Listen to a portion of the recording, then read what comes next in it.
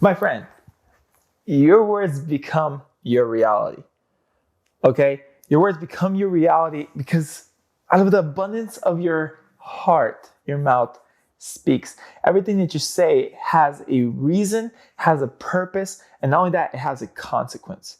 Okay? Jesus in Mark chapter 7, verse 14 says, or actually verse 15 says, there is nothing that enters a man from outside which can defile him.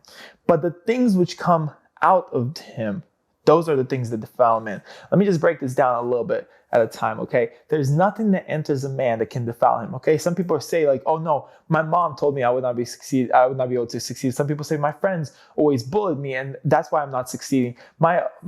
My wife, my husband are telling me that I'm not good enough. And you know what? That's why I'm not good enough. I want to say that that's not true. The reason why you might not be feeling good enough is because you have adapted to what the people are saying. You have adapted to what people are telling you. And you have started to say that for yourself. Your situation is not good enough. And you're always complaining that your house is not great, that your money side is not great, that your car is not great, that your friends are not great. And all of a sudden you're stuck with not a good house, not a good car, not a good finances, and not good friends. Your words will become your reality. Jesus says here, there's nothing that enters a man from outside which can defile him. He's speaking specifically to the Pharisees. For they said to him, listen, your disciples are eating bread with unclean hands. They're not partaking in the traditions of the elders.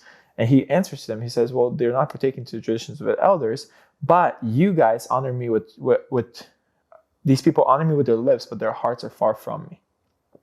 And in vain they worship me, teaching as doctrines the commandments of man. Jesus is like, it doesn't matter how they're eating their food because specifically those things were never made by God. Those specific laws were never made by God, but instead they were made by man, and you're trying to teach them as if it is a commandment of God. And here Jesus is answering that question to them. And the Pharisees were like, Jesus continues on, but he's like, the things that come out of him, those are the things that can defile him. So Jesus makes this point, like, it's not what comes at you, or it's not what comes into you. He's saying food. I'm also talking about the thoughts and the words that people have against you. I'm also saying the things that surrounded you're in. That's not the thing that defiles you. The thing that can defile you is what you have to say about it. Come on. The thing that can defile you is what you have to say about it. If you say that, listen, I suck. Listen, I do not know how to read well. Listen, I do not know how to speak well. Listen, I do not know how to properly formulate different things I don't even know how to work well. People are what's going to say I'm lazy. I don't do a good job. Those things will become your reality because the moment that you start telling yourself, listen, you know what, today I will start working hard. I will start making strides to make better finances, better degree. I'll start working hard in school to make sure I have a better degree. That stuff, those motivational sentences that you start speaking to your existence, start to define who you are. All right? Those same exact things that can define who you are can also destroy you.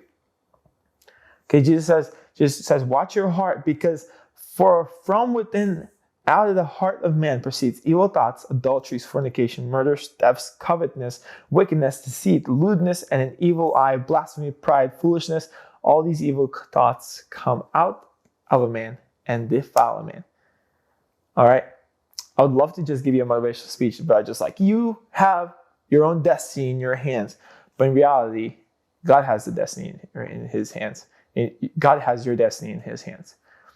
And unless you are standing in the will of God, unless you have given your heart, given your life over to God, what comes out of your heart is no longer good.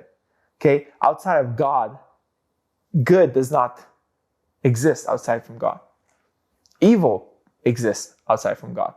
You must be thinking, man, I've been having so much lustful thoughts. I've been having so much lustful ideas. I've been having this. I've been having that. All of a sudden, I'm cussing. All of a sudden, I'm thinking bad about this person. Where is that coming from? It's not coming from God.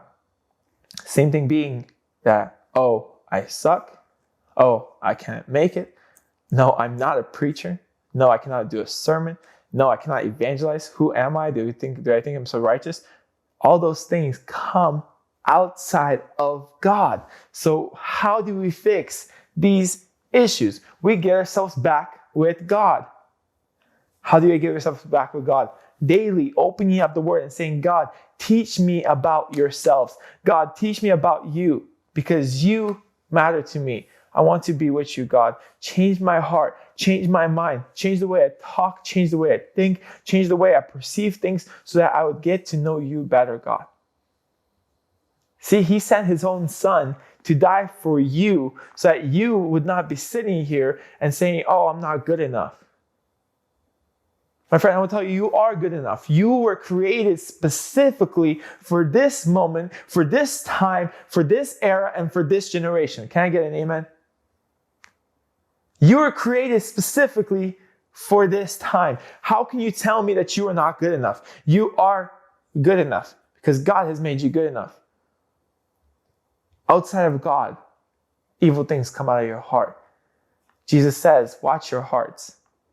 Watch the things you say, because the things that people say about you, the things that people say to you, they will not defile you. But the moment you take those things and start putting them into practice, and now you're saying those things, that's what will be your downfall.